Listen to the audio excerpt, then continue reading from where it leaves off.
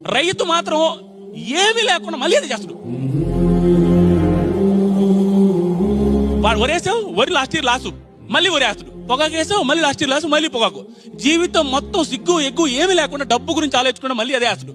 లోన్లు అవుతానే ఉంటాయి. ఇంకా దేవుడి మీద భారం వేస్తాడు. ప్రతి ఒక్కటి దేవుడి మీద భారం. నాకన్నా ఈ మూమెంట్ వచ్చింది కాబట్టి చెప్తాను.